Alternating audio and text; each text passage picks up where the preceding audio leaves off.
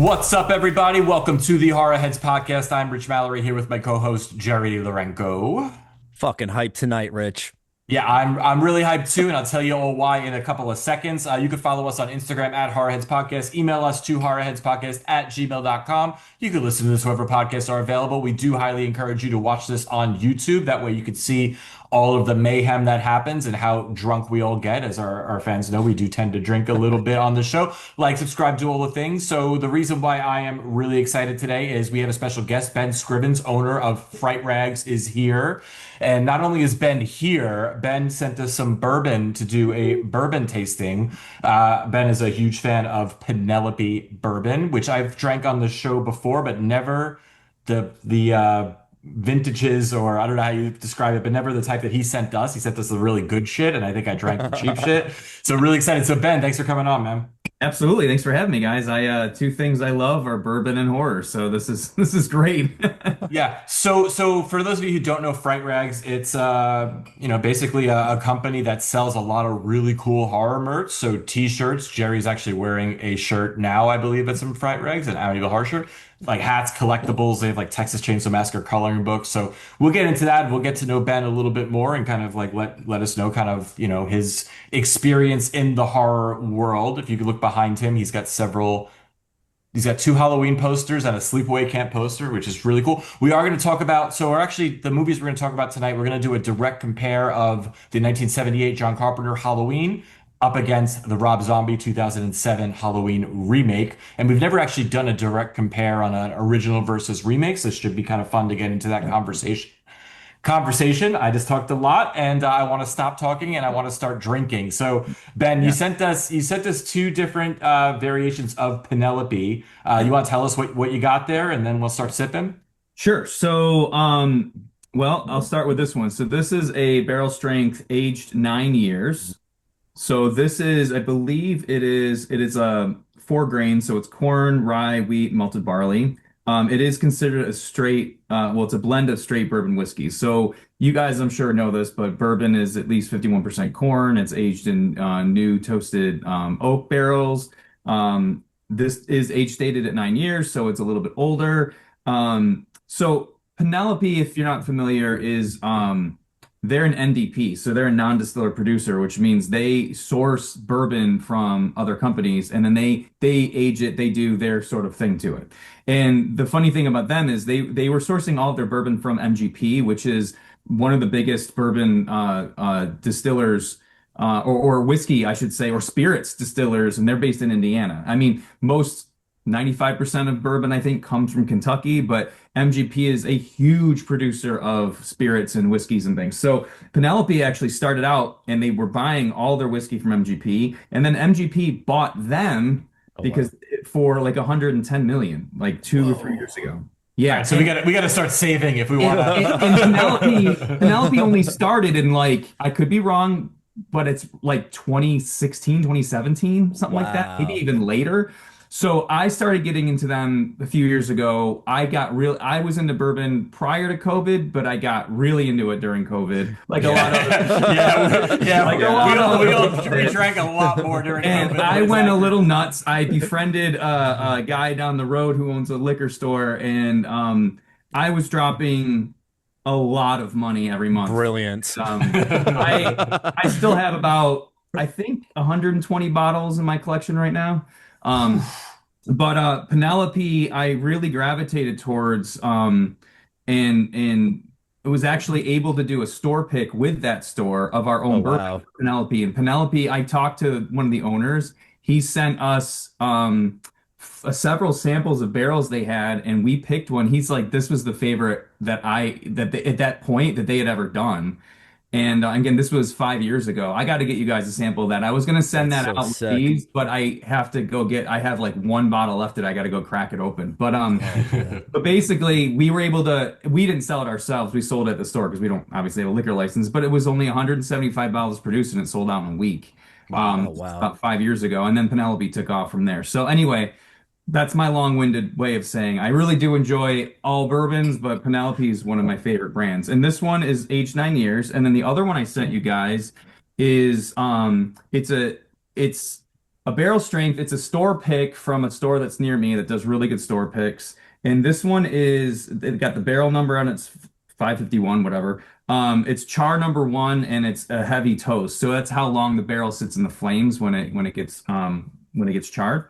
And this one's a little bit stronger at 115 proof, whereas the 9 years at 109 proof. Yeah, I'm a little scared about the 115 proof. Although you know what, yeah. it's funny. Well, it's funny though because the higher proof when it's a really good bourbon, like it doesn't burn like the cheaper stuff. It burns and it's very alcohol forward. But no, I'm really excited to get into this. So I think I saw you're drinking them neat, right? Is that how I you am. should? I do like them neat. Obviously, I mean, the great thing about whiskey and bourbon is you taste it however you want to taste it. Throw some ice in there, do what you want to do. You know what I mean? Like, I just prefer generally, I mean, I like cocktails and old fashions and stuff, but when I drink bourbon, I tend to drink it neat right out of a glass like this or a rocks glass, you know? So what I'm going to do is I'm going to start neat for just the initial kind of flavors, and then I'm going to throw some ice in and just see what the difference is.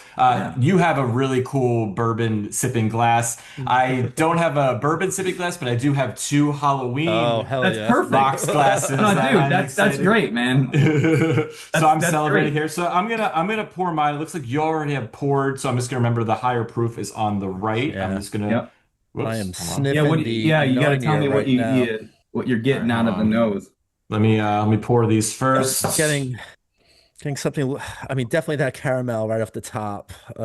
Which So we're one? doing the 9 year first? Let's Yeah, do the I'm 9 year sniffing- first. I'm Right? sniffing the 9 year. I'm really Although getting in Ben, there. do you have a recommendation as to which we should do I mean, first? I or- would I would probably start with a 9 year because it is Okay. slightly lower proof.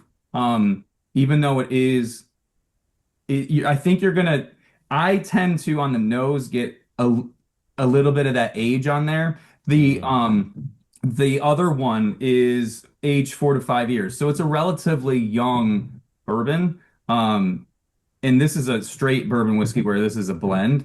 The 9 years a blend, but when it's age stated, that means the youngest bourbon inside there is 9 years.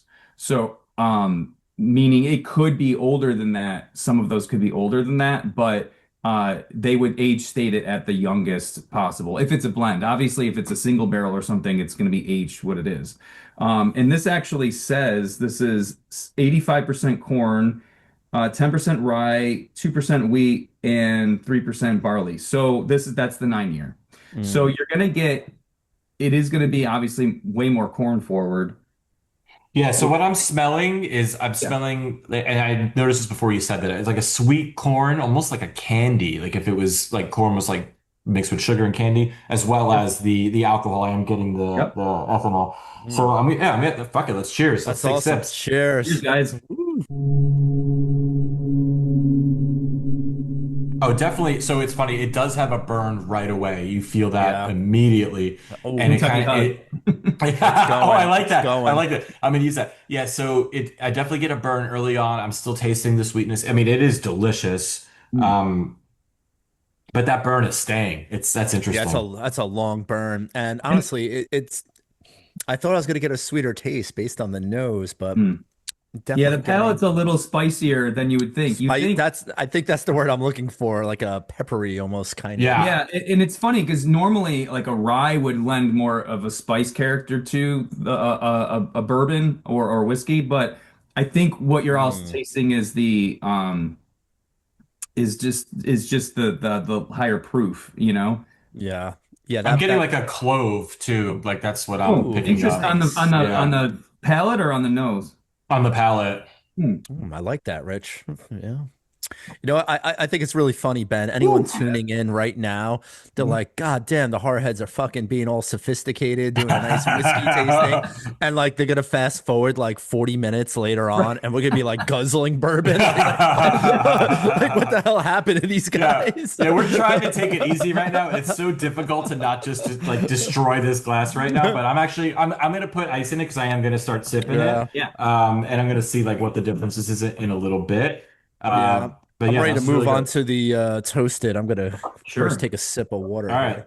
Oh yeah, it's a good Yeah. idea. Let's cleanse our palates with a little water. I got some water too.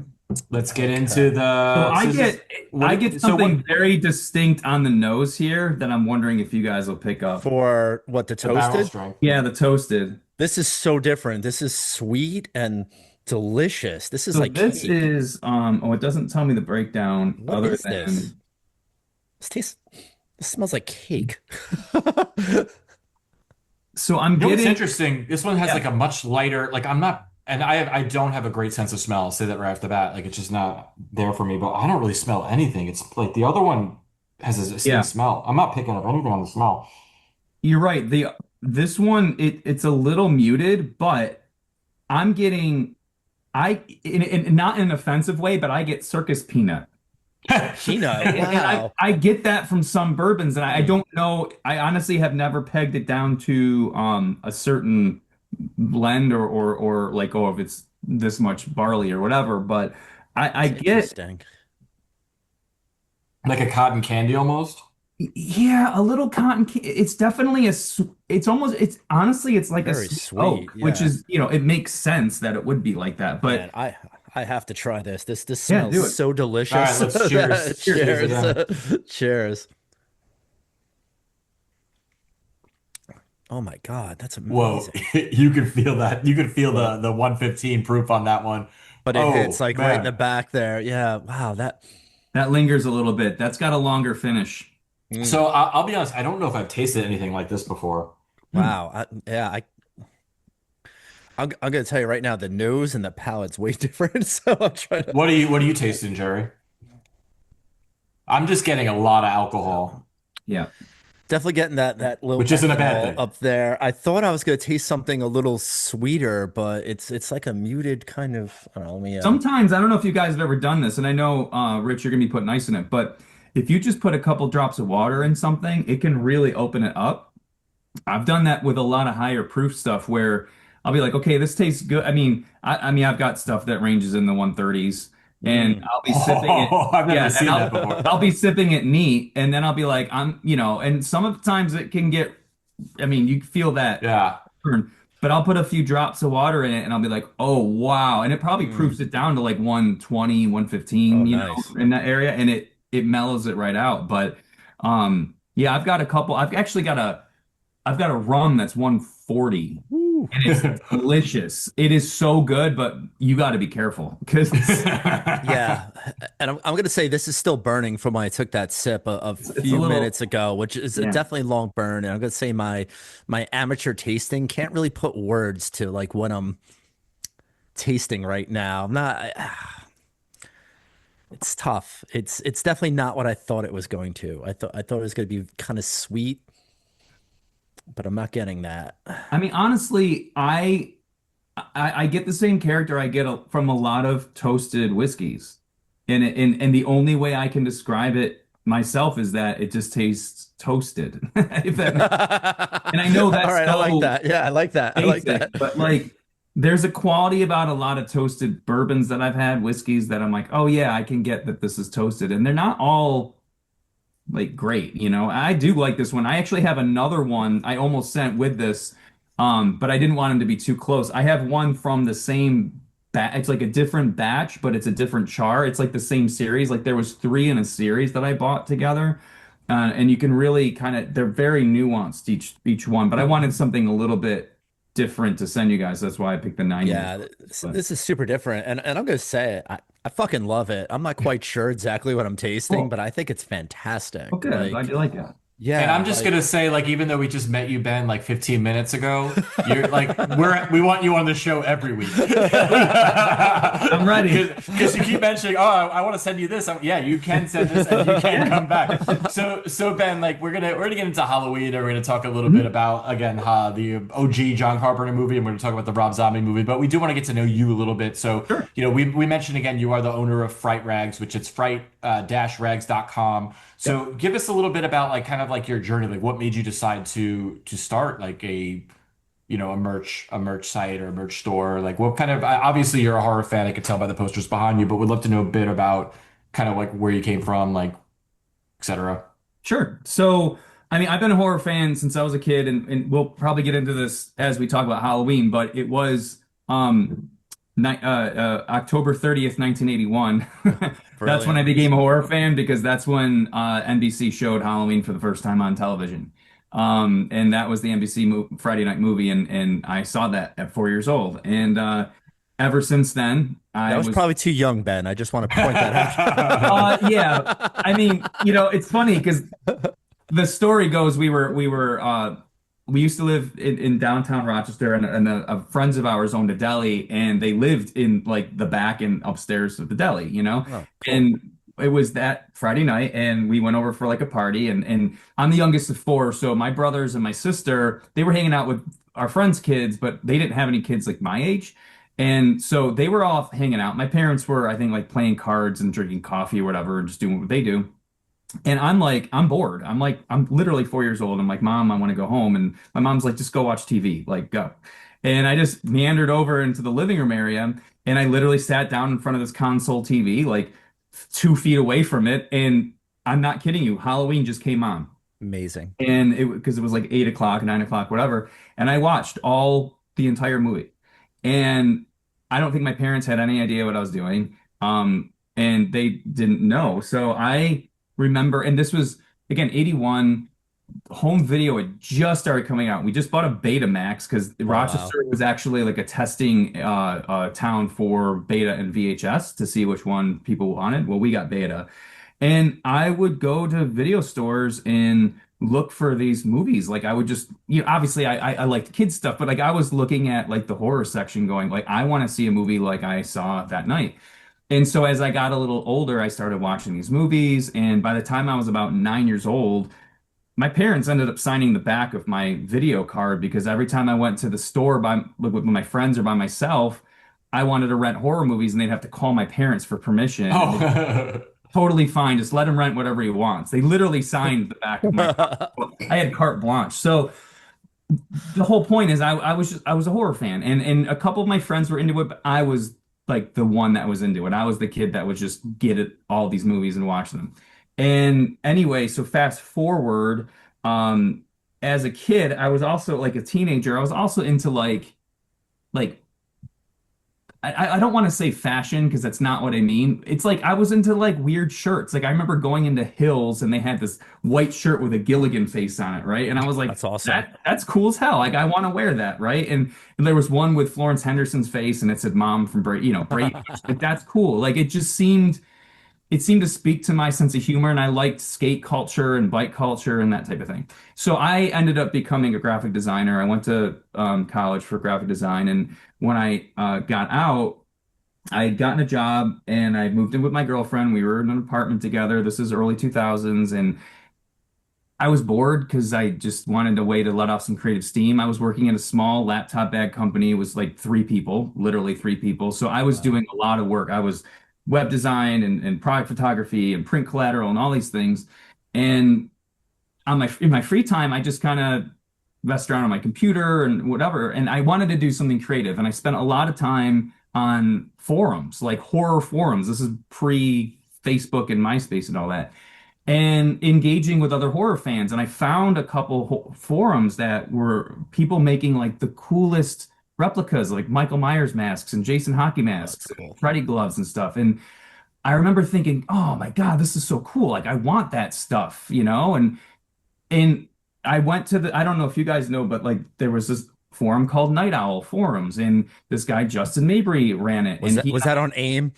no, it wasn't on AIM. It was just on some like GeoCities website. Oh, GeoCities. Oh, And wow. Okay, and GeoCities. Yeah. and Justin and I became really good friends. He was the same age as I was, and we would talk for hours and hours and hours. And he was the best mask maker, especially for Michael Myers masks.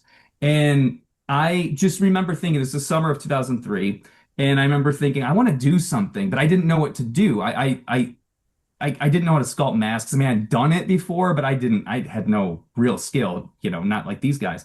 And but I was gravitating toward like t-shirts and stuff, and I'm a graphic designer, and I was like, I don't have any horror t-shirts. And I found Rotten Cotton, and I was like, okay, like this guy's got some cool shit, but it's not what I would gravitate toward. It seemed a little more like edgier than I wanted. And in that time, I started coming up with my own ideas, and I landed on this one that I thought was unique at the time. And then I looked it up and no one had ever done it, at least, well, I could find on the internet. It was WW Hockey Mask D. What would Jason do? Hmm. And that to me spoke to my sense of humor and to me as a horror fan because it didn't say Friday the 13th and anything like that. So I made up this design. I showed Justin, and I also did one with a big hockey mask with no words. And then I did one with like a Michael Myers face and it said trick or treat, not Halloween, right? And he's like, dude, these are cool. You should post them on my forum. And I was like, you think so? Like, I don't want to like spam your forum. He's like, no, dude, I'll post them for you. And I posted them. This was, I think, like Labor Day weekend, 2003. And a bunch of people were like, oh, I would totally buy that shirt. I would buy that shirt. I would buy that shirt. And I was like, shoot, maybe I should try something, you know? And I bought a domain name. I came up with this name, Fright Rags, because I was putting horror and like clothes together. And I was trying to like come up with some, drawing lines to it. It's very skater-ish, Fright Rags, I would It say. is. Yeah, it Yeah. totally is. And I bought a domain name. I spent $600 on a credit card. My wife was like, Oh wow. wife now, but my girlfriend at the time, she's like, what are you doing? We're planning a wedding. Like, what are you like? I don't know how I'm gonna pay this money back. I'm just buying these t-shirts. I don't know what I'm doing. I linked a PayPal account to this hand-coded HTML website, and I was like, here, you can buy them. And I started selling shirts. And that's really the beginning of it. And just in case you don't know the name, Justin Mabry went on to start Trick or Treat Studios. He's still a good Oh friend of mine. wow. And Yeah. he sculpted the new Halloween mask from 2018 with Chris Nelson. So, I mean yeah. that's a great mask. Love Yeah. it. And it's funny really quick that you said like again your first experience with horror was watching Halloween on public not cable on TV and Right. like one of the first my first horror experiences was seeing Halloween on whatever channel it was on at the time.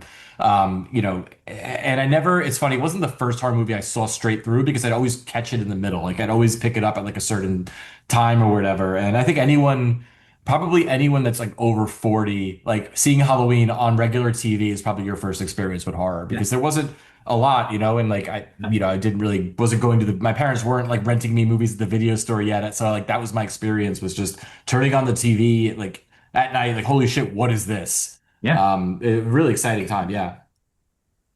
Man, I'm Uh, jealous of all you guys. I never saw any horror on TV. I guess I didn't have like the right channels or something like WPIX that. 11, I think, was the New York channel that had horror Damn like on it, a man. Friday I night. never caught anyone. Maybe I We wasn't had allowed, it but was funny. We had Wednesday night horror on channel. It was channel UHF actually, 31, because I didn't have cable growing up. We Same. had cable the first 2 years it came out, and then my parents were like, my brothers were watching way too much MTV, so they got rid of it. I didn't get it until I was in high school. But Wednesday nights at 8 o'clock, there'd be a horror movie on. I don't know why they chose Wednesdays, but my parents always went to choir practice, and like when my sister was in choir, like for church, and they would go and they'd leave me alone from basically 6:30 to like 10:30 at night. I was by myself, even as a little kid, and I would watch these movies and scare the shit out of myself. And I don't even think they realized I was watching. I mean, they were edited for television, but it was like you said, it was on regular TV, you know? Yeah, you're just lucky to catch it. Like, here you go. Here it is. that's amazing. I'm going to tell you what my experience is of catching some horror films, and I think Ben, you could definitely relate to this because I was on your website the other day and I saw you dropped a Rhonda Shear Up All Night line, and to Yeah. Oh, me, sick. that is. I mean that is me. Like when I was a kid, that Friday night, I think it was like maybe 9 o'clock. It started, and they used to play like some normal films for anyone who doesn't know what it is. It was like USA Up All Night, and you could catch something like regular, like Can't Buy Me Love or something like that. But for the most part, they played like the trashiest or some real B horror movies like Toxic Avenger, Paperboy. yeah, sorority babes, slimeball Yeah. ballroom, things like that. And to me, like that is really where I start to learn about all these different types of horror films. I'm assuming that you had that, being that you just kind of put out that line. So, I mean, what was that show like for you? Yeah, I mean, I watched that and Monster Vision. Like I remember, that was well, at least for me, I remember when she came on necessarily, but I remember the late 90s and I was still living at home. I'd gone back to school after dropping out for a few years college. And it's funny because my girlfriend was away at college and basically if I wasn't seeing her on the weekends. I was home and I had nothing to do. Like I was pretty much by myself for the most part. So I would literally, I had like a basement sort of lower level apartment in my parents' house. So I had like a living room and a bedroom and a bathroom and stuff. And I would just sit down there and drink and watch like Monster Vision and Rhonda Shear. Like, and so it really felt like I was watching movies with a friend. You know, Mm. they kept you company while watching movies. Like I didn't mind watching movies by myself, but these people, her and Gilbert Gottfried and Monster, Joe Yeah, like here's what I remember. I remember it was Friday night and Saturday night, and one night was Gilbert Gottfried. He hosted Up He All was Night. Saturday. I think he was Saturday. Okay, so Friday was Rhonda Shear, and they would play Yeah. these B horror movies, and Yeah. then Saturday was Gilbert Gottfried. They'd play these like '80s sexy like comedy like movies just with a lot of TNA. And I was like, as a Yeah. kid, like Friday Saturday was amazing. Yeah, but like I get what you're saying. They were really good kind of hosts like that came on in the middle. I mean, pretty picking up from. I'm guessing like Elvira and stuff like that, but like it was they did it differently. They did it more again like fun. It was very like just they weren't like they didn't seem like horror people, but they were just playing these movies and it was such a great experience watching that. Kind of how people now are watching like Joe Bob Briggs and that kind of well, he Oh, was around yeah. back then too. I remember when we used to watch Yeah, him all Monster the time Vision. back Yeah, then. yeah. Oh, I didn't connect that was his show. Yeah, I Yep. remember watching that. Mhm. Yeah, such nostalgia. It's great, great stuff. I wish they were playing those sexy 80s movies now. Hard to find a lot of them. Yeah, I mean, Rhonda does her thing on YouTube now, and she's doing different movies, but they're like definitely like random like B type movies, but it's cool. I love seeing her back. I think it's awesome. She's been great to work with. Yeah, huge fan, huge fan. That's awesome. Yeah, I got to check out her YouTube. I actually haven't seen that. Wow, she's 71 years old, still looks amazing. Oh my She looks God, amazing. really? Wow, Yeah. I'm just Yeah. Googling really quick. Yeah, Yeah. oh, very cool. Wow, I definitely have to check that out. So, Ben, I definitely yeah, we know a couple of people in common. So I heard some stories about you, and I just want to know something. Did you drink whiskey with Sam Raimi? Yes. Yes. Um, This sounds like a story. it's a story. So, a couple years ago, we were at Horror Hound in Cincinnati. It's a great convention if you've ever been. The cool thing about this convention is it's in a convention center, and then connected to the convention center is a hotel that is reserved for vendors and like celebrity guests. And then everybody else stays across the street, and that's where like all the parties are and stuff. And it's fun across the street. There's like bands, it's awesome. But like these days, like I just want to go downstairs and chill with my friends and relax. Like I don't really want to be like just in a very loud Yeah, that's crowd. usually where I am on the other Yeah, side. it's like it's busy enough during the day. I just want Yeah, to no, like I I feel have you. my friends that I like to just chill out with. So this time we all brought some bourbon. Like I brought and usually when we go down there because it's so close to Kentucky, we go over into Kentucky and go to some places and buy up bourbon. So I usually come back with like several bottles of bourbon anyway, like I did a couple weeks ago. Okay, So Jerry and I, we need to figure this out. When is this convention? it's March and September. It's twice a year, so you got to come Okay, all down. right, so we just missed And- March, so September it Yeah, sounds like a and- But I plan. mean, Hit up Kentucky the is convention.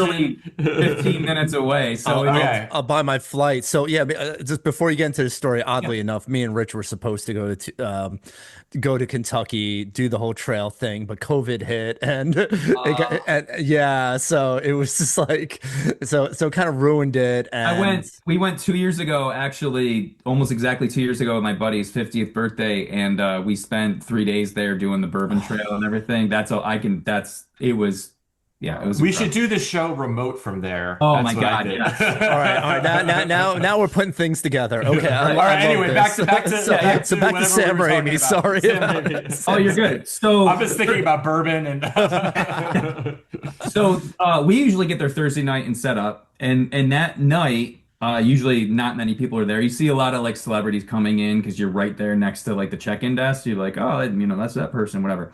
And that night we were all hanging out in the lobby, and I see Brian Usna walk in, producer, reanimator, Yeah. society, and I have known him for a while, but I've never met him in person. I've worked with him when we originally did Reanimator shirts years ago, and then he ended up working with an agency who we work with. But like we've worked with him. So I went up and introduced myself and I said, "Hey, Brian, this, Ben from Fright Rags." He's like, "Oh, hey, nice to meet you in person." I'm like, "Yeah, just wanted to introduce myself."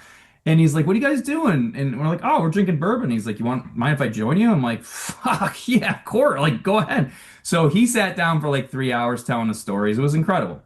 And then, Friday night, Saturday night, and then Sunday, again, show ends on Sunday. But we stay Sunday night because it's like an 8, 9 hour drive back for us. So we always hang out Sunday night, but usually it's cleared out by Sunday night. And the only people left are people like us and then some celebrities. And it was kind of hopping in the lobby that night, but we had our corner and it was a bunch of us. And Brian came back over. He goes, "Do you mind if I join you again?" I'm like, "Sure, have a seat." So we start drinking, and I see Sam walk in. Now, I wanted to meet Sam over the weekend at his table, but he was either gone or his line was way too long. And again, I wanted to introduce myself to him. We've worked with him, but I've never dealt with him personally. It's usually through another company that that does the kind of brokers the rights to these to his movies, and then he has to approve everything, but it goes through like a middleman, right? And so I know he knows Fright Rags. I know he knows our work, and my light just went off. That was weird. And you can still see me okay? That was weird. Yeah, but terrifying. Yeah, and I walked up to him, same as I did with Brian a few nights before. I said, "Hey Sam, I'm not trying to like bother you or anything, but like my name's Ben from Fright Rags." He goes, "Oh," he goes, "so nice to meet you. I love your guys' work and all this stuff." I'm like, "Oh, thank you so much. I appreciate that." And he's like, "What are you guys doing over there?" I'm like, "Oh, we're sitting drinking bourbon." He goes, "Do you mind if I hang out with you guys?" I'm like, Not at all." So he sat down right next to me. Brian's right there. And he just told stories for the next couple hours and drank bourbon. I think he was already in the bag. I don't know. Love that. Love I it. don't know for sure, but he was so awesome, so nice. He was just super cool. Like, no pretense, no weird. I mean, he was just hanging out with us and we're drinking and we're like, "You want to try this? You want to try it?" Like, whatever, and just so cool. And yeah, it was a super special night. I didn't ever expect that would ever happen. Yeah, I mean that's crazy. I mean, not only is he huge in the horror world, I mean he's directed Marvel movies. Yeah. I That's know. a A-list director. Yeah, Which yeah. is that's amazing that he was just like hanging out, just like normal, just drinking whiskey, and Yep. that's I love to hear stories like that. Who else? Like, give us some other names that you kind of like Yeah, drank who with at would we be conventions. surprised that drinks whiskey that we would never Um, expect maybe? so Joe Bob Briggs, this is back before Last Drive-In. Mhm. We were this was 2016, so 2 years, no, yeah, was it 2 years before or a year, whatever, right before, it came back. I'd wanted to do a Monster Vision shirt for years. Justin Osborne, one of our main artists, he actually approached me and he's like, "Would you ever want to do a Monster Vision shirt?" I'm like, "Dude, it's been on my list for a long time. Let's do Yeah. it." So we were just gonna do it like without any permission because Monster Vision's dead. Like the show is dead, the trademark is gone, like no one was gonna care. And I said, I should reach out to Joe Bob Briggs, like see if he'd be cool with it. And I didn't know him, like I just looked him up. I Googled it and found some contact information for him because he didn't have a show or anything at the time. He was doing his traveling thing here and there, but he wasn't really doing a lot. And I reached out to him. He's like, "Yeah, that'd be cool." And at the time, we started a monthly screening series here in Rochester called Saturday Night Rewind, where we showed movies. And in October, we do it every week. And throughout the year, we do it every month. And sometimes we would have people do a Q&A, like they'd zoom in, or sometimes we'd bring them in. And I was like, "Hey, would you want to come do like an intro to a movie? Because like, do your thing, And he's like, "Yeah, that'd be great." So we worked it out, and it's my brother and I built a Monster Vision set for him, like Oh, a that's trailer, cool. like a whole Yeah. side of a trailer, and like the TV and everything. And he was going to do the Warriors. So anyway, he comes in on Friday Love night, that. took the train in from New York, and picked him up. And I took him to his hotel to drop his stuff off, and then we were going to out to dinner. We're hanging out at dinner, just me and him talking. And I mentioned something about cigars, and he's in like half like when we were done with dinner, he goes, "Do you say there was a place around here that does cigars and whiskey?" I'm like, "Yeah, right across the street." He goes, "You want to go there?" I'm like, "Yeah, of course." Like, yes. So we hung out over there, had cigars and bourbon until probably like midnight, 1 in the morning. I dropped him off at his hotel. The next day, he came to our office and signed the posters that we were going to be selling. And then we went out to dinner, and then we went to the theater. He did his intro, which takes about half an hour, 45 minutes, and then the movie starts. And he came out in the lobby, and I was there waiting for him. And I said, "Hey, do you want to go sit in the balcony to watch the movie? What do you want to do? Do you want to go somewhere out? Like, what do you want to watch the movie?" Yeah. He goes, "Let's go back to that place down the street," because it was right down the street. So Good move. Yeah. we left the theater, walked down the street together, had more cigars and bourbon, came back, and I did the Q&A with him on the stage. And then he did his meet and greet, and it was probably 12:30 when we were wrapping up. He goes, "Hey, let's go back to that place." I'm like, Nice. so we went back, had more cigars and bourbon until about 3 in the morning. And Oh then yes. I picked him up the next day. We had brunch, and then I took him to the train station. And it's funny because during that weekend, I was posting on like Twitter and stuff like, "Oh, Joe Bob's here signing posters." And I get this DM from this girl. She's like, "Oh my God, I'm so nervous to meet him. I'm going to meet him next week at a book signing." She was, "I'm such a huge fan of his and I'm whatever." And I'm like, "Oh no, he's super cool. Like, you're going to like him." And she sent me a picture of him, of her and him a week later. And she was dressed in a male girl outfit. And it Oh, was that's cool. Darcy. Oh shit. Oh Oh, shit. And that's so cool. it was about 6 months later, she sent me a photo of the set. She goes, "Guess who's the new mail girl? Wow. Last Drive-In's coming back." And I knew one of the producers, and they're like, "Do you want to do shirts for it?" I'm like, "Hell yeah, I want to do shirts for it." And then, boom. Yeah. Wow, that's a wild story. Damn. Darcy the mail girl. Yeah. Wow, man. I'm Very gonna cool. I'm gonna sip to that. Yeah, Sure. absolutely. Yeah, she's been a customer of ours for a while. So she was like, "Oh my God, I'm so nervous. I can't wait to meet him." And she was really instrumental in bringing him back. So I kudos. love that she's such a big horror fan. Like I know, it's me just too. yeah, it's so cool. I like follow her on socials. Yeah, she's great. Sorry, let me see if I can turn this on. Yeah, do your thing, man. Oh, there we go. Oh, look at that. It was just haunted, that's all. Which is Nothing- weird. I don't know why. Nothing major there. Yeah, So yeah. so before we get into Halloween, I maybe just got like one question for you, really. Like in your free time, Ben, like, what is like your maybe your horror comfort film or like a Mhm. guilty pleasure kind of watch? I mean, we know you love Halloween, we know you love a lot of horror, but what is something Mhm. that maybe we wouldn't expect you to Hmm. love? So, it's like those films that get to know you type of thing, like top five or top 10 or whatever. Like, um, I mean, you see it behind me, but that's Sleepaway Camp 2. Like, that's one of my favorite all time. All of Like, ours, I love the yes. original, but part two to me has literally everything I ever want in a horror movie. Blood, boobs, like everything. Like, that's just like, that's it. I mean, that's really what I want. So, I love that movie. Again, I don't call these guilty pleasures or anything, but when in terms of like movies that I would gravitate towards and just want to just put on like a comfort movie, like Silver Bullet is one of my Mm, comfort films. Friday the 13th Part 3 is my favorite Friday movie, as much as I love interesting, 4 really. and 6 and part. I mean, I love them all. Don't get me wrong, but like I love Part 3 so much that I can just put it on and it's just like, oh, I just love that. Slumber Party Massacre is probably one of my comfort films. Yeah, Um, it's funny. We did that recently on the show, and I haven't seen Slumber Party Massacre probably in 20 years. And watching it again now, it holds up. It's so good. oh, so I've good. never, I don't know if I've ever met anybody that had part three as their favorite Friday 13th. It's Oh, funny really? because like that's one that I've seen it probably 20 times, but it's never one that I put on. Like when I'm just like, I want to watch it. I always skip it. Like I only watch it if I put on part two first. And then I'm like, Yeah. okay, I need more, right? But that's so interesting. Well, it's funny. Oh, sorry, go ahead. No. No, please. I'm just No, I was rambling. gonna say, like, I know most people say part four, and I understand why, because part We four do, is, We're part four. We're part no, four. Yeah. and look, I would probably say part four is a superior movie, okay? But there's something about it. Look, it's part nostalgia and part I don't. There's something about the feel of part three that feels so unlike the others. It doesn't feel like it's near a camp. It doesn't feel like it's even in New Jersey. I mean, Mm. because it's not. It's in California. But like, Yeah. it's there's a feel to that movie, and it's funny because Ginny's my favorite final girl, so she's Oh actually in wow. the movie in the beginning, right? Yeah. So I kind of count it.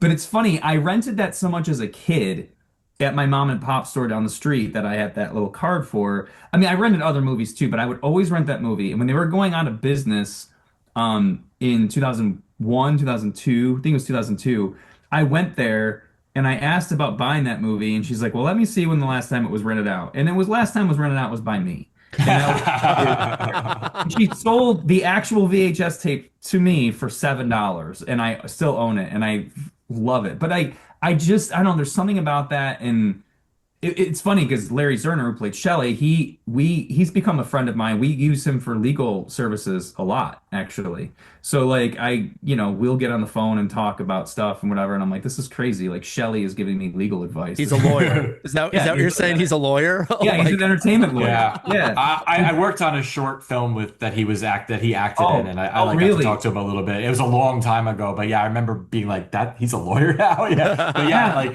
Yeah. like a lot of Yeah. people use him, yeah. Yeah. So, I mean, those are the ones off the top of my head that, like, I'm sure. I mean, there's other, like Lady in White's another favorite of mine. I know. I think I put that on the list of movies we were talking about. Mhm.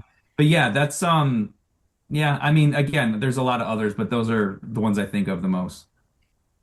Yeah, so you did give us like a list of like some of your favorite movies to talk about. Mhm. I've actually never seen Silver Bullet. We just did like a werewolf kind of thing like recently. Yeah. But the reason why I wanted to pick Halloween is one, I think I'm shocked that we've never actually talked about the Yeah. original before. We've never done Wow. we've done other Halloween movies, like we Mhm. did the reboot trilogy, I believe, and we did part 4 and 5, I believe we did, but we never actually talked about the original. And I wanted to kind of like really compare it to the remake because they're both very different films, and like I feel a certain way about them. Now, getting into remakes, like I hate bashing remakes all the time because like that's kind of like a trope now is that you bash a remake. And some horror remakes are really good, and there's some that I really love and some that I even love more than the original.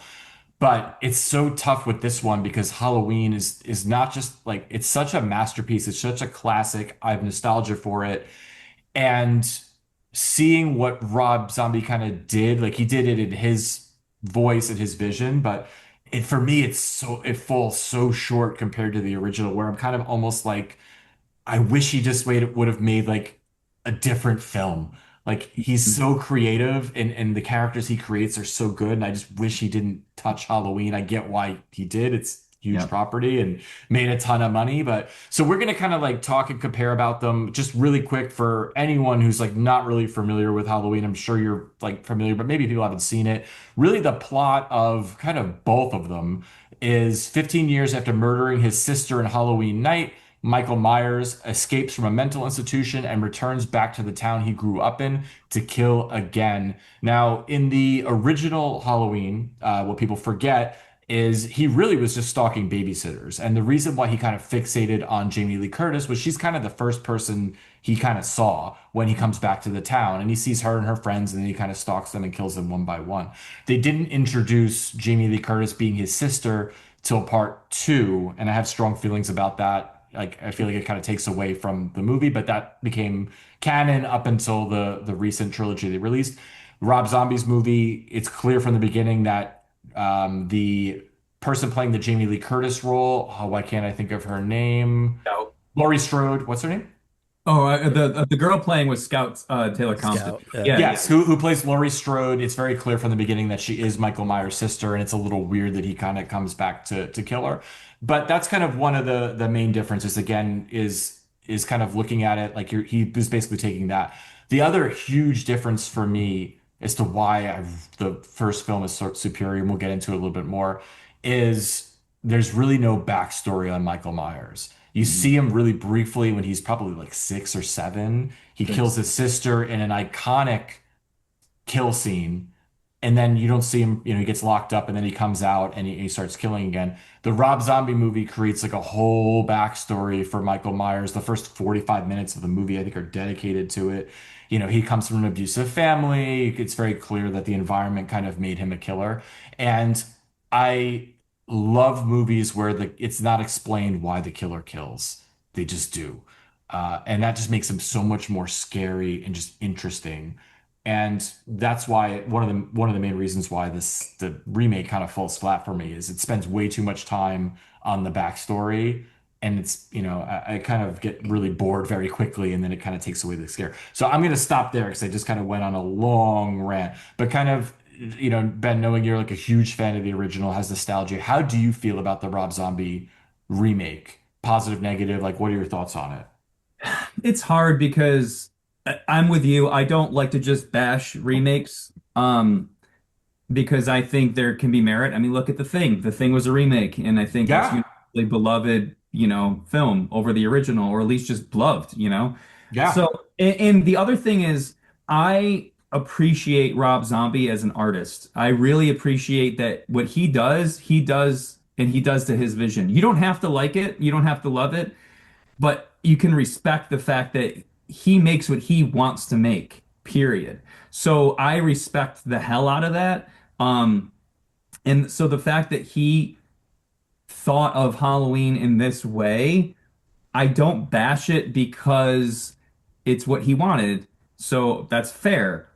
Now, for me, again, like we said, that first 45 minutes of Michael's backstory, it's like, well, of course he came back to kill people because that kid was fucked up. Yeah. Yeah. Yeah. And I agree. I personally don't necessarily want to see a backstory of a killer like that. Or okay, fair. I should say this because you mentioned this too. Call it something else and make it a different movie, Call it Michael Myers. or not even Yeah. Michael Myers, like a Yeah. different killer. House of a Thousand Corpses Part Two. Right. Because and I'll stop you right Yeah. there because yeah, we're all fans of Rob Zombie. Like I Yeah. love House of a Thousand Corpses. I Me really too. like Devil's Rejects. I know Jerry doesn't care for that. Jerry really likes Lords of Salem. I like 31. I like his style and Yeah. his movies. It didn't fit for me in Halloween. And I get what you're saying. He made the movie he wanted to make, and I know Yeah. there was a lot of studio involvement, and he's known for fighting with studios. Really quick too, so just for everybody, there are two different versions of Rob Zombie's Oh, yeah. Halloween. There's a Yeah. theatrical version, which is the one that I rewatched recently, and there's a director's cut. And there's a couple of big differences. One, the director's cut, I think, is like 11, 12 minutes longer. There's more backstory in the director's cut. The other big change is the way Michael escapes the institution, the Right. asylum. In the theatrical cut, he escapes during a prison transfer, and it's a really brutal scene. He fucks up a bunch of people and gets out. Makes sense. In the director's cut, which the studio made him change, there's two of the orderlies bring a patient into Michael's room, rape her. Michael snaps, kills them, and escapes. And then I think the other difference is the ending is slightly different. I think Dr. Loomis doesn't die in the director's cut. It seems like he dies in the theatrical. So there's a bunch of differences. I do feel the theatrical cut is a lot superior to the director's cut. One is that rape scene is really hard to watch and Mhm. doesn't really add to the story. It's just gross. And the movie's tighter. It just moves faster because it's already like almost 2 hours long. If you add in another 10 minutes and especially backstory, it gets a little longer. So Feel it. just for people out there who are like who have never seen it, I would suggest starting with the theatrical cut. Yeah, I agree.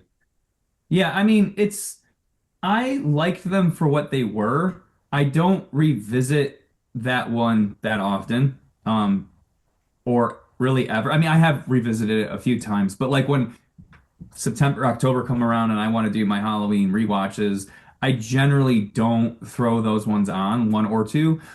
Two, I know we're not necessarily talking about that tonight, but like that one I did not like when I first saw it, and I liked it so much The more when I saw the director's cut and watched his Rob's commentary. And I So I've was only seen totally his respect second one. I've only seen it like once or twice, and I remember I really disliked it, and I can't remember why. But I do need to give it a rewatch, and I don't think I've seen the director's cut. So that's Yeah, and his commentaries are so good for all of his films, and they really give you context into what he was thinking. So I appreciate part two so much more now than I ever did. But part one, I was always sort of just, I'll be honest, I was always sort of just lukewarm with it. I liked Tyler Mane. I actually liked The Mask. I did not like the way they made Malcolm McDowell an asshole. I mean, he was more of an asshole in part two than he was in part one, but I did not really like that so much. I thought Scout did a great job. I love the fact they brought Daniel Harris back as yeah, Hell she's yeah. great. and Hell Christina yeah. Cleave's great. I think everyone's actually really good in the movie. It's just a different vibe. It's brutal. And I tend to not gravitate towards just like visceral like brutality. I mean, I love House of Seven Corpses and I do like Devil's Rejects a lot, but I don't rewatch those quite often. Again, it's Friday night, you're having some bourbon, you want to throw on a movie. A lot of times I'm putting on something that I don't know, to me is a little bit more or less like uber violent. You know what I mean? That's just me though. Like, and Yeah. but I appreciate people who love the movies. But I mean, again, when you're comparing it to the original Halloween, it's just sort of like, I can't. You know, like It's yeah, it's a really tough compare, and like you said, they are a different vibe. I mean, even the way they're shot is different. So like the John Carpenter one is kind of really smooth and it has a lot of these like really yeah, wide and really cool like steady cam shots. And then the Rob Zombie movie, a lot of it is like kind of handheld and there's a lot of shaky cam and it's very like frenetic and yeah, again, it's a vibe, but for me it's not as scary as like and again, thinking like people might watch, oh, it's not scary, it's Halloween, but it is scary. The first one I think is creepy and scary, and the Rob Zombie one again is just violent and brutal, which I do like the brutality of it. Like I like that mhm, it really yeah, pushes it and really goes hard. Um, but it's just such a drag because like you don't get to like Michael Myers killing people until you're like halfway through the movie, and it's right, like right. it's such a I mean, downer, he like the does kill a lot backstory. of people right in the beginning, though. He kills like four people in like the first And then 15, there's 40 20 minutes where nothing minutes. Yeah, happens. but I'm gonna play devil's advocate Yeah, a yeah, go little for bit it. here. So, I mean, what I thought was really interesting about Rob Zombie's version is like basically this 6'9" beast, playing Michael Myers, and to me that was like very scary and that was very intimidating, and it was like he was like a brooding, Yeah. Michael Myers, which I think was definitely different. And as I know what you guys are saying, it's like you're watching Halloween. It's like a supernatural kind of evil story versus just basically a violent story about mental health, I guess, and environment and things like that. So they are completely different stories. And when I watched the Rob Zombie version this time, I was expecting to like kind of have that same reaction that I had last time, but I think I was a lot more open to Mm. it this time. And I'm gonna say for the most part, I liked it. I think a lot of what Rob Zombie added to it was interesting. Obviously, it's a different story, but it's interesting. And I'm gonna tell you what I didn't like. I didn't like when he tried to match the original shots. I really think that's where it fell flat. Like some of those like iconic scenes, I mean, I think one of the scariest moments in the original Halloween is when Michael's like walking around the garage in front of the house and he's holding like Annie, and the kids are looking at him through the window and they're like, it's the boogeyman, it's the boogeyman. Like that was like, even as an adult, I'm like, that's fucking creepy and scary. I think like Rob Zombie's version of that, it didn't hold up at all. He tried to do like that Bob kill where he like kind of tacks the guy against the wall. It just didn't hit like it did in the original. And I'm going to say that's probably my biggest gripe with the Rob Zombie film. It's not necessarily the story he told, it's when he tried to match the original story. That kind of turned me off a little bit. Yeah, it's tough, right? Because you're remaking a movie and there are some iconic moments. Again, the part with PJ Souls where she's like, under the sheet naked and Michael Myers has the ghost, like the sheet on with the Yeah. glasses Oh, and it's she's like iconic. seated. Yeah. It's iconic. And it's like, do you like if you make Halloween without redoing that scene, like do people get pissed? But then you redo that scene and it's not as good and then people are pissed. So it's like you can't win either way. But like that's like a great way to direct compare the movie. Like taking that scene, he basically did it very similar to how it's done in the original, but through his style. And you're right, for me it just doesn't hit the same because it's just again like I like the slow camera movements in the John Carpenter Mhm. movie. The other thing I will say too, the huge glaring difference is the score. And the John Carpenter score is so iconic and Oh so yeah. just it makes that movie. And I think I was reading that John Carpenter showed like a cut of the movie to like the producers Hmm. and they didn't like it. And then when they saw it with the music, they're like, "Holy shit! Like this is the Yeah. movie." And it's Rob Zombie does his own thing with music and he's a musician obviously first. And how he scored the movies, nothing wrong with it. But it doesn't. Nothing's ever going to compare to that. The tubular bells, the John Carpenter synth. That's just so cool and eerie. Yeah. Yeah, it's just He's it's it's iconic. His score is iconic, and it's interesting because there's some elements of honestly, I remember mostly from Rob's part two, there was some cool musical elements that John Five wrote. There's a really good where Annie dies. It's really emotional when I listen to it. But yeah, John Carpenter's score, I mean, it's another character in that film.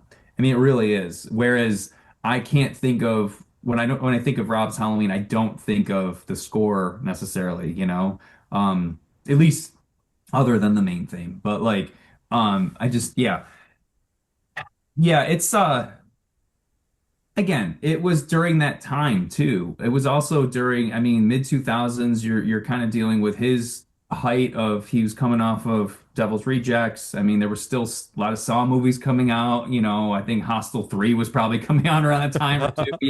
Like it was sort of that torture porn, era a bit. I want to grab something on my shelf. I want to show you guys something. Oh, Jesus. We want to see it Yeah. 100%. So I honestly didn't think about this until just now, and I was like, "Oh shit, I got to show you guys something." hell As yes. we're talking about this movie, I have a couple props from the movie. Oh shit, that's the book that Shit, that's the book yeah, Malcolm that so McDowell this Loomis, is quote unquote yeah, that wrote. Loomis. this Yeah. Yeah. is a paperback version. This is the hardback, and what I have in That's here so cool. are these. These are Those are the Smith's Grove cards. Yeah, Sanitarium those are the cards. yeah, IDs. Whoa, that's super Love cool. it. That is so awesome. That is yeah. really cool. And then That's I that's some have cool memorabilia. the other thing I have is actually a call sheet from one of the days of Oh, Oh, filming. oh, that's that's fucking awesome. dope. That Yeah. that's really cool. I would frame that. That's super cool. Yeah, I know. I actually should. I just keep it in the book.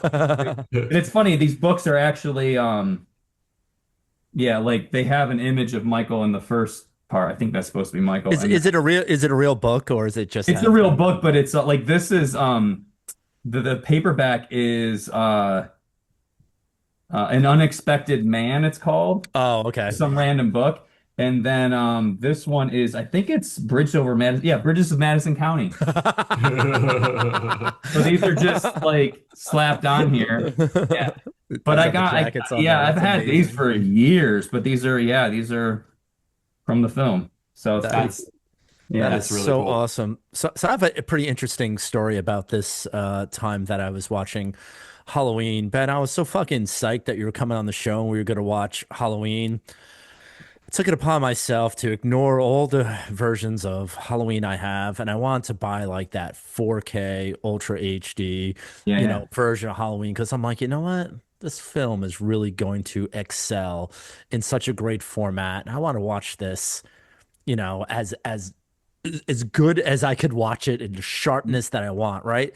I'm gonna tell you something. I got that thing home. I put it on, and there was nothing but sheer disappointment Really? watching it in the 4K version. I feel like everything was kind of stripped away that I like of the film. It's like the atmosphere, the grain, the shadows. I feel like it was just too clear. It almost felt like you were watching like real life, which kind of was it wasn't as scary when you could see like all the details, and it kind of ruined it a bit for me. And I think I only watched about like 20-25 minutes of it, like when you could kind of see like the makeup on the mask and stuff like that. I'm like, this is not cool. So I popped it out and I put in a Blu-ray that came with it. And it was like basically the original color timing. And I thought that was fantastic. I really thought that that was like basically the way to watch it because it still was crystal clear, but it didn't feel like fake. Like it was Mhm. actually making me nauseous because you could feel like the movement of the cameras, like in everything that they were doing. It was like it just felt like the cameras were going like that. Kind of creeped me out. And so I don't know. I don't know how you all watched it, but I am not recommending the 4K version. I definitely did not watch the 4K, and we talk about this all the time, like how you watch a movie really does, you know, Yeah. changes your opinion of it, right? So like when I'm watching an older movie like this, I'll watch it on my like crappier TV because I want to still have that grain and that darkness. Where I'm watching a newer movie, I'm gonna watch it like on my, really nice TV just to kind of get the different experience. Because I've done that before. Again, you watch a movie and it's too clear and you see all of the things that they hid. And I Mhm. know when they did the original Halloween, it was on a pretty low budget for the time. It was 300K, ended up grossing like 47 million, but they didn't have a lot of lights to do the movie, and lighting was not really a big thing. So like a lot of the movie is a little on the darker side. You still see everything, but it's kind of you're meant to experience it that way because they just didn't have a lot of it wasn't like an overly big production at the time, which I think makes it even cooler that it was like this lower budget kind of movie that ends up being this huge franchise spawning thing. Yeah, and Even there's Go ahead, no, yeah. go ahead. No, go ahead. No, no, no. I was gonna just say something. I was gonna pivot. Go ahead. Oh no, I was going to say I know there's been controversy over the color timing for many years. I Oh, know. really? Yeah, so it's funny because Dean Cundy has overseen the color timing of a lot of these transfers, and over the years they've changed. And again, when you really get nerdy about this stuff, a lot of people talk about the original THX DVD set that came out in '98. So that was the 30th and no, I'm sorry, the 20th anniversary. Geez, that set that came out. I know like people talk about the VHS that came out around that time too. The yellow, the orange, the two clamshell ones with the ones that came with the snow globe and everything. That was the first time I think the television cut came to VHS. I think it was on the Laserdisc before that. I could be wrong, but the THX DVD, not even Blu-ray, that I still have mine, and that definitely has way more of what we, I think, as kids remember of Halloween, where it's more blue at night and it's more Blue, orangey during the amber, day. yeah. And they stripped that from. So there's also one Blu-ray release that came out that's sort of like the standard Blu-ray that first came out. And I think, again, I could be wrong. There's a lot of people that know more about this than I do. That I think has like similar color grading to the THX one because I think they use the same transfer for the Blu-ray. But since then, any releases have been stripped of that kind of color grading to make it look more, I guess, quote unquote realistic. I'm not saying that's what they went for, but that's what it looks like. And I've noticed that too, where I throw it on and I'm like, this feels almost like it's just missing something. And Exactly. I will say this, I I should pop on the THX on my system, but like I like the 4K for what it is. Um, so behind me, behind that wall, I have a movie room that I built out. It's Nice. 7.1.2 surround sound, so it's got Atmos. I have a big sub. I have a projector. It's a 110-inch widescreen. So Love that. I've optimized the room, the space for that for movies, and Halloween obviously is like my favorite movie of all time. So putting that on, it's interesting because with 4K, it comes with the Atmos soundtrack, and they really spent some time like changing the audio to where like when Oh, he's in the car with the nurse, it feels like it's raining on your head, like with the Atmos. And it's funny because I like it that way, and then I switched it over to mono, the original soundtrack, and it's better. It's wow. and it's weird because you would think, oh, it's Atmos, it's surround sound, Yeah. it's blah blah blah. It's different, and then when you know, like that's the movie I know the most out of every movie. I know that movie so like down to the frame, and I can tell like so being like I was never like that purist person. Like people like, oh, I can only watch it in mono or whatever. I'm like, oh, whatever, you know. Honestly, I watch it in mono and go, it's actually scarier in mono. And it's weird. But I know what you're saying about the visual aspect of it. I totally get it. I do wish we would get another transfer that was matching that original one a bit Yeah, more. that'd be awesome. 4K would be nice, but you know what? It's also cool to just put it on some like shitty old CRT TV, you know, where it's masked and like pan and scan and stuff. Like it's, like why not, you know? Would love that. And I'm glad you said that you know like every single frame of the original Halloween, and which is exactly why I didn't do what I'm about to do. Ben, I would like to play a drinking game right now with you. Oh yeah, let's do it. But it's not going to be about the original Halloween Oh because you shit. know Okay. every single frame. So what I put together here was a little drinking game about Rob Zombie's Oh, Halloween, and it's oh going to be boy. super easy. It's going to be super Okay. super easy. It's just a true false. Okay. And I'm going to even make it easier, you know. I'm gonna let you have Rich All as your right. partner, so you guys could team up and go against me. So, I mean, I guess my first question is: are you down to play a drinking game right now? I'm drinking. Yeah. All right, My second question is, do you have enough bourbon in there? Because this could Well, I get got the pretty bottle crazy. next to me, and I You got the have bottle. here. So Ben, I do really not quick have enough. before we start this, like just so you know, like we've done like 75, 80 drinking games on this show. Jerry has lost almost all of them. However, the very last episode we did the other day, he did win that drinking game. So we need to get revenge, and we Okay. absolutely must win this. So let's lock in. Let's do it. True, false. We got this. So Jerry, it. what are the stipulations? But how are we drinking? Like what's going on? So this is going to be pretty easy. This is going to be a true false trivia questions about Rob Zombie's Halloween, and it's going to be really simple. If you guys get it right, I'm going to drink. If you guys get it wrong, that you're going to drink. But the way we're going to determine how many sips we're going to drink is going to be pretty simple.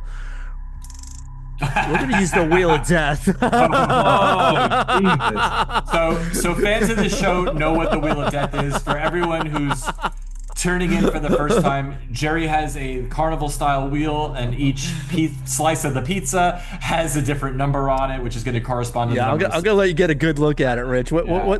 I didn't go too crazy tonight. The highest number tonight is 7, so I didn't get that crazy. Ben, sometimes we did 13, sometimes we did, and it just gets a little crazy. So I'm gonna keep it kind of a little mellow. I think 7 You get a sips lower of proof bourbon. bourbon here. Yeah, we're Yeah, drinking higher proof, so the that's seven's nice. exactly what determined the amount. So I finished all my bourbon. So I started pouring some 101 here, and I got a Oh, gang of it. nice. Very good. So because chances are I'm gonna lose. And I want to keep the proof kind of high. So I got my glass here Love it. of 101. So are you ready to play? I'm ready. All right, let's go spin the wheel, guys. All right, here we go. Here we go. Love this. All right, wheel is spinning. It's spinning, and it's gonna land on 1. Okay, Okay, 1 sip, all right. easy. 1 sip. Okay. True or false? No animals included here. There are 16 kills in Rob Zombie's Halloween. True or false? Theatrical cut or director's cut? I took them both not into that it matters. consideration. Yeah, so Are they both the same? Wow. for Oh human. my God. I mean, I don't know, but I would lean towards true. 16's a lot of kills, It is but a you lot, know what? because- It's a very specific number. I'm gonna go with the true on that one. Okay, you guys going true. It's actually false. There's 22. Whoa! Holy shit! That's a There's lot of kills. 22. There's a lot. Yeah. Compared to like 4 in like the Compared to original. 4. Yeah. All right. That's Here what I we was thinking. go. I'm like, if there's 4 of the, okay, yeah. How many are in there's- the there's original? 4. Is it 4? Is it 4? There's 5. I Uh, think there's 5. 5 and a dog, maybe. Yeah. I forgot. It's 4, not yeah. a lot. Yeah, there's Yeah. not a lot. Okay. Yeah, 5 technically, yeah. I mean, I hate to say it, but there are 5 animals killed in Rob Zombie's movie, and I don't like that at Yeah, same. all, man. That's fucking bullshit, and that's why I Yeah. didn't want to include it. But that's a story for another time, and we're not going to go off on a tangent on that. We'll keep it fun. Yeah. All right, I think we'll just spin the wheel again. You guys are down Let's by spin 1. it. Let's do it. It's not Yeah. that bad. Can you see the wheel? Yep. All right. If it lands on 1, I'm going to respin it. So, Oh shit! There's a lot of 1s on that. oh, there's And a lot of it landed 1s on 1. here. Yeah, All right, that's we're it. respinning it. Yeah, respinning it because I want something a little fun here. There we go. Oh, 5. All right. Okay, 5. All right. All right. Let's All right, lock in. now things are getting crazy. All right, true or false? Michael Myers is 10 years old as a kid in this movie. I actually know the answer. That is true. I was going to say that's got to be true because he's not 6. I looked it up because I remember thinking he was like 13 because that kid looks a little older, and then I was like, he's only supposed to be 10. That makes more sense because there's a time in the movie he's sad his sister won't take him trick or treating. I'm like, you're fucking old for that, man. But he is supposed to be 10, so I'm gonna say yes. All right, you guys are right. He is All he right. is 10. Yes. It's already going Yeah. down. The other thing I'm gonna say is when he's 10 years old, he's blonde and kind of short. And then when he becomes an adult, he's 6'9" and has brown hair. I don't know. I don't know what You're happened. blonde as a kid and you turn brown, so I can see Does that happen? No, that kid was really fucking blonde. You know? He No, was I really blonde. honestly, I had a buddy of mine who was super blonde as when we were kids, and his hair is like much browner now. There you go, Okay, man. It's all life. right. It's So it life. can happen. Life gets to you. Did he grow like 3 feet? No. Like at least if they would have had a tall kid, like it would have made sense. I'm like, how do you become a giant? Like, All right, let's get into it. Let's get into it. Back to the wheel. Back to the wheel. And There Jerry's we spinning go. the wheel. The excitement is happening here. And another one. Another one. Okay. True or false? William Forsythe, who played the stepdad in this movie, had a broken leg. That is true. That is true. True. Okay. He had a broken leg in real life, so they kind of just worked that in. The character was supposed to have a broken arm, but because his leg was already broken, so that's a true. Right. Another fact I learned today. All right. I'll take a sympathy sip with you. So Thank you. Listen, I was throwing some softballs at you guys. Now it's gonna get real coming up. Now we only got a couple more questions. Okay. And it's gonna get real here. And actually, before we spin the wheel, well, Jerry's already spinning it. I just want to ask the question. So, regarding the two different Michael Myers, and in the original Halloween, he's just like a regular dude, like or like built like a regular dude, nothing like crazy. In this one, again, he's this 6'9" monster. I really prefer, in general in horror movies, when killers aren't these giant hulking monsters. Sure. But I know, like, I get why people like that. But to me, it's like, I like the idea that, like, this guy's like just like me, and he could do all this brutal shit. But how do you guys feel about, like, the body size, like, of the killers? Like, do you have a preference between the two, or? I mean, I prefer the average size person because I agree. Like when you think of an average size person doing supernatural things, it's more like extraordinary. Yeah. But I love Tyler Mane and I love him in that role, and I love the way he embodies that character so much that I appreciate that aspect too. Yeah, and in the zombie version, Michael. You like the big Michael? In the zombie version too, yeah. there's a lot of like close-ups of the face, so you could really like, even though like he's wearing a mask, like the head movements, he does a lot more with the character. Whereas I think in the first one, I was even reading that they really didn't give him a lot of direction. It was like, just walk over here. He was called the Shape, you know what I mean? Like, he wasn't Michael Myers technically, I mean, he was, but he really wasn't. Whereas I think in Rob's, he was more Michael Myers as a person under that mask, I agree. Yeah. Very different. Yeah, and to me, that was probably one of the biggest flaws of the film, is that they spent like 45 minutes humanizing this Michael Myers, and then he gets shot 6 times, and like he should have died because there were no supernatural elements that were introduced in the Rob Zombie version, but like he just didn't die, but they just spent the whole movie saying he's just a kid, he's a person, so that was one of the things that kind of annoyed me about the Rob Zombie version. But I just want to say, in general, I do like a big killer. I prefer the bigger Jasons. I prefer the bigger Michael Myers. And one thing I always laugh at whenever I'm watching like the older Friday 13th, whenever they show him like walking and they're just showing his feet and he has like little kind of like kid feet, I'm like, that's not as intimidating. They should have just put him in giant boots or something like that, because it's scarier. I like a big Jason, don't get me wrong. There we go. All right. I think in Freddy vs. Jason he was too lumbering, like too like but I like that one. I didn't like the fact that he was just like really slow in that, but I mean I love Kane Hodder. He's like my favorite, but that's the next time you come on. I'll be next time to drink bourbon. All right, let's spin that wheel. Let's get to this wheel right now here. Okay. Oh no, I'm gonna spin again because I don't want to play with ones tonight. I put so many in. I'm sorry, guys. too many ones on this wheel. There we go. Oh, shit. Okay, that's it. All right, this is a heavy sip. Okay. All right, I got the question here. This is gonna be good. All right. Tommy and Lindsay were watching a sci-fi movie while Lori was babysitting them. True or false? It was the day the Earth stood still. I'm gonna say it's a false. I can't honestly remember. I believe they're watching The Thing from Another World. As in the I believe, yeah. I think, yeah, because in the original Halloween, someone's watching Thing from Another World, and I think they do it in this one also. So I'm gonna say it's false. I should have rewatched it. Ben, are you signing off on that? It's for 7 sips. It's a big one. It's for 7 sips. That's why I'm waiting for the full answer. I'm gonna sign off on it. I'm gonna go with Rich. False. Thank you, Rich. I All appreciate it. right. That's 7-6 for you. Oh God. So for those counting at home, Jerry's at 13. Ben and myself are at 1, just like a winner should be. We are just coasting right here. All right. I Jerry's have a finished couple his sips glass of one and left, one. Oh, okay, there's a little and bit I only left. have one question left. All So right, let's spin that wheel. I need to come back here. I really need to come back. To be fair, I've taken about 4 extra sips. Okay, thank you. Thank you, Ben, for getting my I'm just- back on this. I did thinking, not. You know, I'm saving mine. I think I'm gonna stop putting the ones in because it just Too many it just, ones. It likes Or just- I just don't yeah, you I know think it's it, baited or something. all right. All right, 2. There we go. Good, all right. 2. Which is not bad. Okay.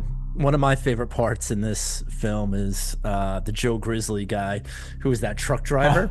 When he's taking a dump in the bathroom stall, he's reading a Fangoria magazine. True or false? Oh, fuck. My immediate thought is to say true, but Rich, do you have any? I don't.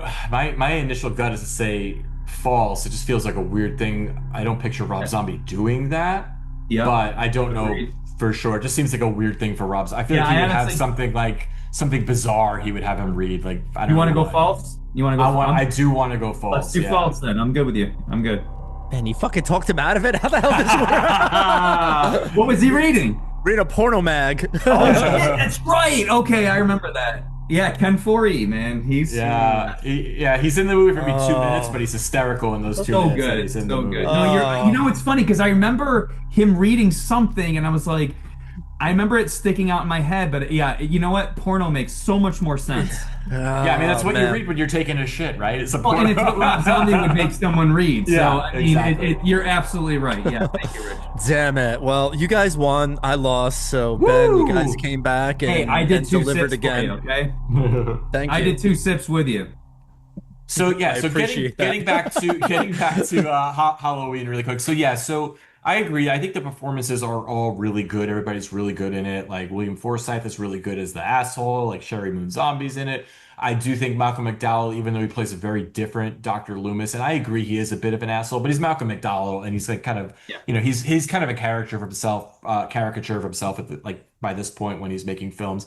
It's hard to play the Donald Pleasance role, right? 'Cause that's such an iconic True. Dr. Loomis from, That's true. and you rewatch it now, and I'm rewatching Halloween. I actually did watch the original and Halloween 2, the second one that they made back in the I think 1980 is when that was made. 81. And it's funny like how any cop is listening to to Dr. Loomis because he's insane, he's wielding a gun, and yet the cops are completely listening to, like I'd be like, what is wrong with you? Like, he's like just running into like the crowd with his little like revolver, and I'm just like, in what world is he kind of in charge? Because he's kind of comes off as kind of crazy.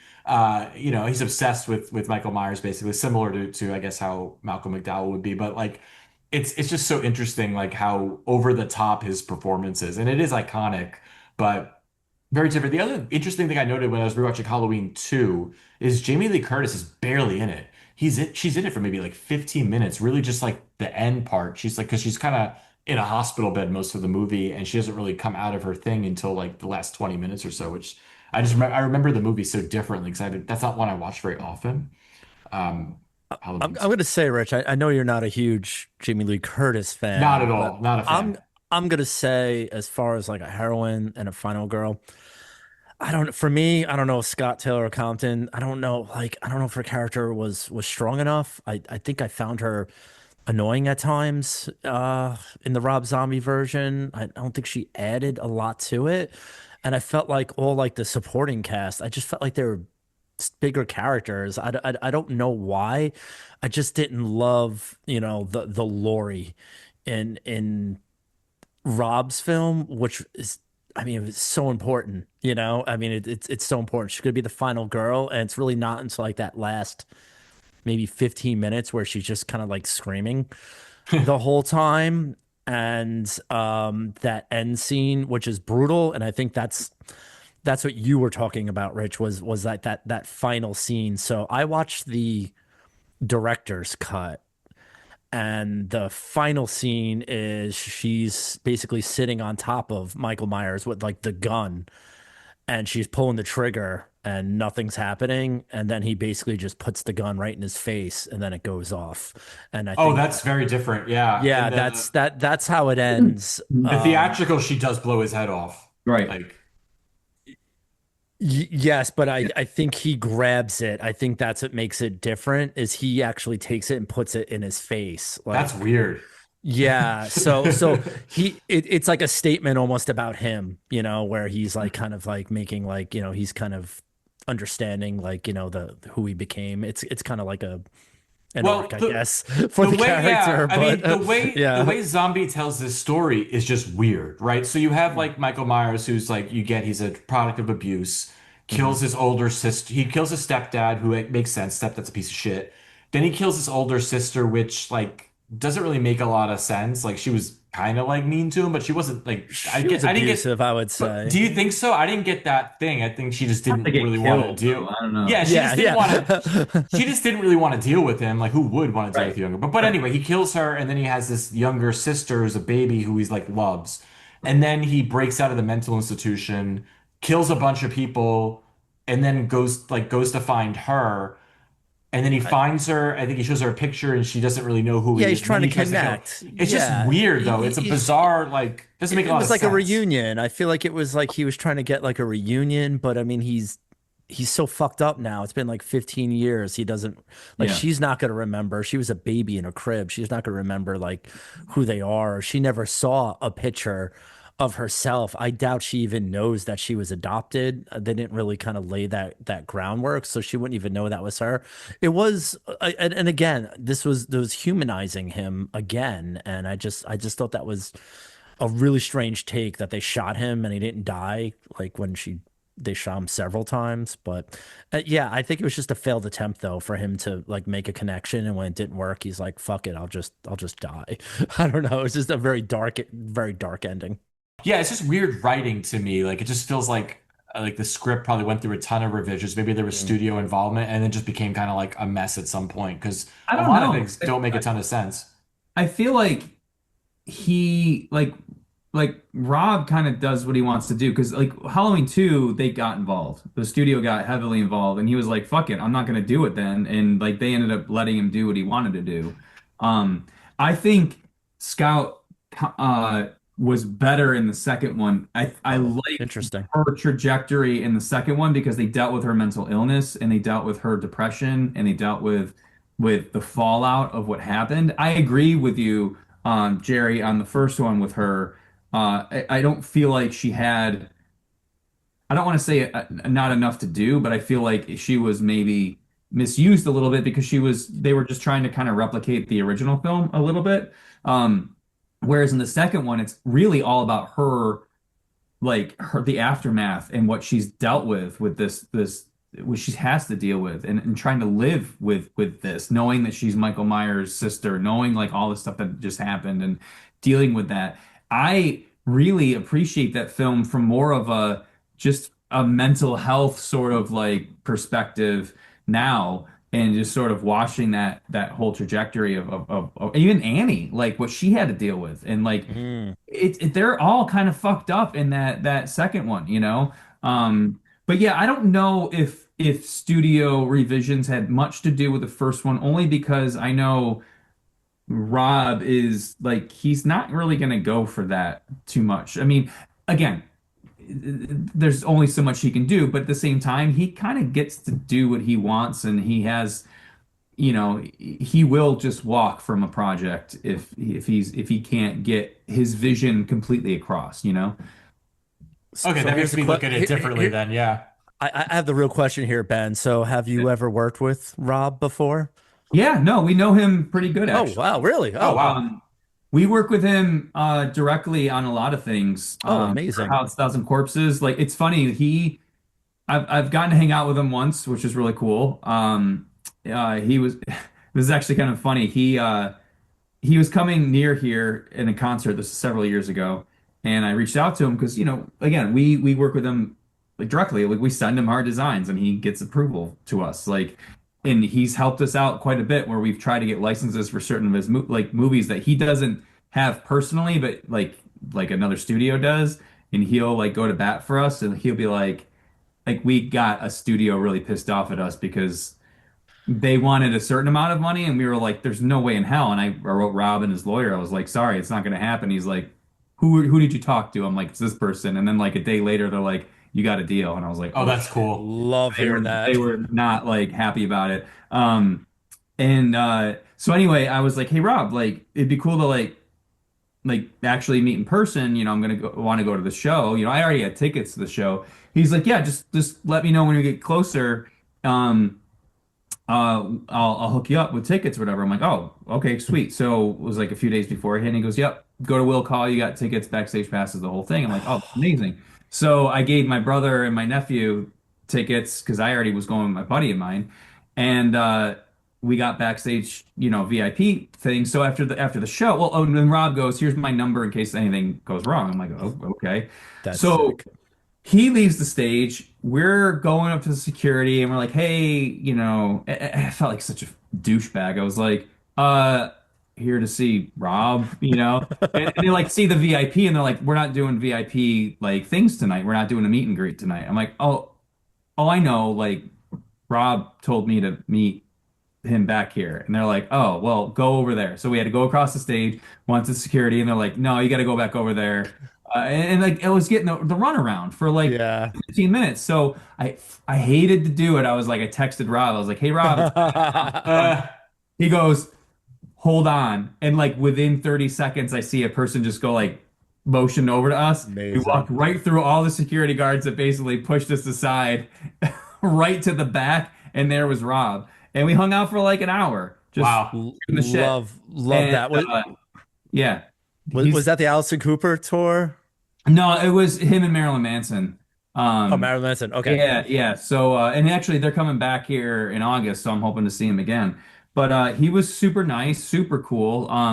We just shot the shit, and it was funny because he was like, this was right around the time he was making Three from Hell.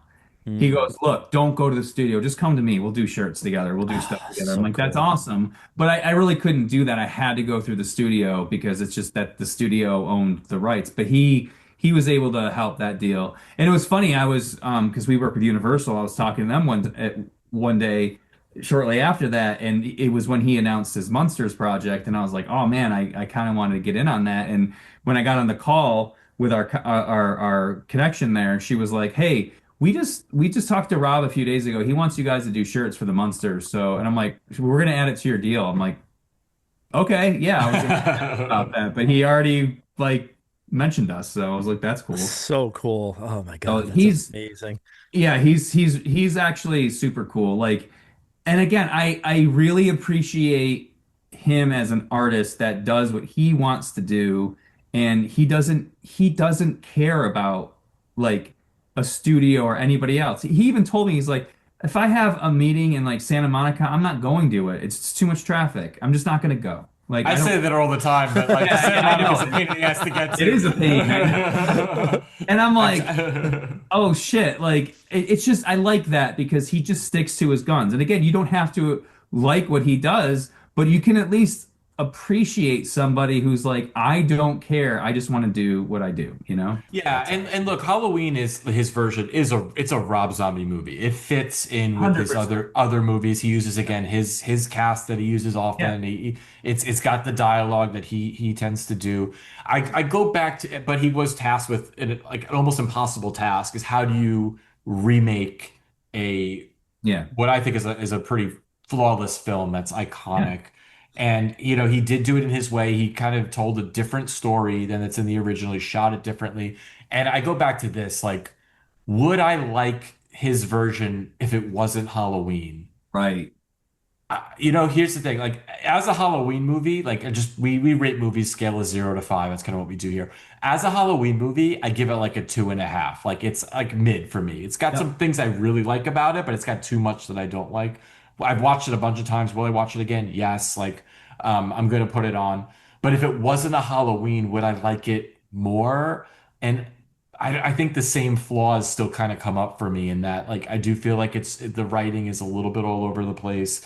I kind of don't really get into the beginning of the movie's a drag, like the first half of it. It's a tough movie for me. So, I think even if this was just like an original film, I'd probably still feel like average about it, but it is what it is. Look, I do give him credit for taking on the project, for doing it his way. Yeah. It's just nothing's like it's going to be hard to top that original movie. And I will say, out of all the Halloween movies, and I don't know how many there are, how many, like 13 of them they've made, 13 now, 13, I think. Yeah. something like this. I would put this one maybe like my fifth best one out of all of them. Like I like the first one, I like the third one, second one's okay. And then maybe I put his like there, so I like it better than most of the sequels. Wow. Yeah, I'm not a huge fan of the where they went with the franchise. Like I just don't really like the movies as much, but I love the original so much. So that's Yeah. kind of where I sit with it. So as a direct compare, like I'm gonna go back to the original, but as a standalone movie, I think it's just mid. Like it's average. It's not bad. It's not my favorite Rob Zombie movie either. Like I like some of his other ones more. Oh yeah, for sure. It's probably one of my least favorite of his. I do need to rewatch part two again, but I would put like 31 and House of a Thousand Corpses over this. Jerry, how about you? Just to kind of like wrap this up, like how do you feel about the two together? Yeah, for sure. Again, I felt a little different than I thought I was going to feel because I'm a huge fan of Halloween 2 as well, Ben. I think I probably tout it as my favorite horror film as well often. So it was going to be tough for really anyone to take this on. And it's like I always feel like people do take on films that are like already great, and I always wonder why they don't take on the films that have potential. They take on the films that are always great, like something like Psycho and things like that. It's like Yeah. leave it alone, man. But Because those are the ones that make money. That's why. yeah, but and you know what? Honestly, dude, what would you do? If they came to you Yeah. and said, "Rich, will you remake the Halloween Back up movie?" the money Well, truck. yeah, do it. You gotta fucking do it. You can't. Yeah, you yeah, hell can't- yeah, yeah. yeah, you can't tell anyone that they wouldn't do it. So I definitely give him a lot of props. He made his film, and I think where he put his stamp on it are probably my favorite moments of the film. I like his stamp. I mean, there's this one scene where Michael's killing like the nurse when that siren is going off. Mm. And it's such a Rob Zombie moment where you could tell like she's screaming and there's all this chaos going on, but none of that we don't hear any of that. We just see it, and all we hear is that siren, and we're watching like this brutal moment. And to me, that's a Rob Zombie moment, and I appreciate that because that's what he's known for. So I like that better. Direct comparison to the first, I mean, I'm always, it's a classic, it's iconic. I have to stick with 78 just because it means so much to me. It was probably one of the first horror films I watched that was uncut, not on like Rhonda Shear's Up All Night. So it's going to stay with me. I don't know if we're doing ratings yet, but Yeah, I mean, so let's get to that. So like here's what we do on this show is we do play a little drinking game tied to the ratings, and usually it's like the number of we do 0 to 5 bloody knives, and the number of bloody knives I give or sips Jared needs to drink, vice versa. Ben, we have you here, so we got to think of a little way to different it. How I think we do it tonight is we just average between the two. So if I was going to rate, I personally am going to rate the original a 5. I think it's a perfect movie. It's flawless for me. Like there's nothing I would change about it. I don't give 5s often, but when I do give them, it's usually because there's nothing I would change about the movie. I think I already said I'm going to give Rob Zombie a 2.5, so those averages out to like almost 4. So we're gonna do 4 sips for what let's do it this way. So Jerry's gonna drink my rating, Ben, you're gonna drink Jerry's, and I'm gonna drink yours. So Jerry's gonna drink my 4 sips. That way we all drink together. So Ben, what do you rate the two? I mean, Halloween 78, absolutely a 5, no question. Rob's, oh God, I'm kind of with you, Rich, but I would, you know what, I'd probably go 2. I'm So close to yeah. 2.5, but I would Wow. say 2. Yeah. Cool. So that's gonna be 3.5 sips for me then. Yeah, I mean it's a bummer. Like it's not a bad I'm going movie. high. Yeah, It's not a bad movie. It's just I not don't a hate the good movie at all. I Yeah. actually do like the movie, but I mean, when I think of a scale, I Yeah. have to like When you compare it to like it's tough. Yeah, it's a tough one. House yeah. Thousand Corpses. I'd probably say 4, 4.5. Four and a You know half, what I mean? for Like, sure. I love Same. that movie, so it's not a Same. Rob Zombie thing. It's just I can't think of Rob's Halloween without thinking of Halloween, if that makes sense. No, absolutely. And so when I do that, it brings it down a couple notches, I guess is what I'm saying. Yeah, no, that's completely fair. And Jerry, how about you? I'm gonna go high. I'm higher than you Whoa. guys. So definitely a 5 for 78. For Rob, I liked it, man. I'm giving it 3.5. Okay. I think it's a solid movie. Yeah. It's brutal, it's bloody, it's gory. I mean, we kind of see Daniel Harris topless. I mean, I don't know like what else You anyone know what? wants I'm to gonna see. bump my 2.5 to. I might have to go up to a 3 for that. 'Cause, you know, That's you what I'm make a saying. good Like, I point. don't know did, what yeah. else. I don't know what else we want to see in a film. To me, that was like, you know, Fair. nostalgia. And I was like, oh my God, I can't believe this girl's a bad girl right now. So, you know, to me, I like again, I'm going to say it again. It's those Rob Zombie moments that I appreciate. It's when he was trying to like copy the original that I didn't like. I think overall, the way just it netted out, I like the film. I like the film. I'm gonna watch it again, so I'm sticking with it. I don't know how to average that, Rich. Quickly, do Yeah, some no. math. So Jerry, you're gonna drink 4. Ben's gonna drink 4, and I'm gonna drink 3.5. So let's cheers to Nice. that. Let's take it Cheers, home. guys. Cheers. Ben, thank you so much for coming on. So once again, Ben Scrivens is the owner of Fright Rags. That's fright-rags.com. You can get all kinds of really cool horror shirts, merch, hats. Like Jerry's wearing one right now. There's collectibles. Again, like I said, there's like a Texas Chainsaw Massacre activity book. There's a lot of cool shit. Definitely check it out.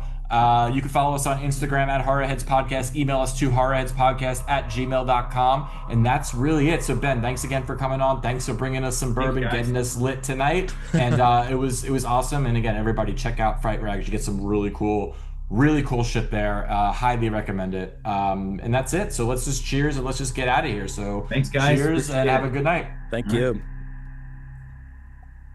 And that's it. Woo!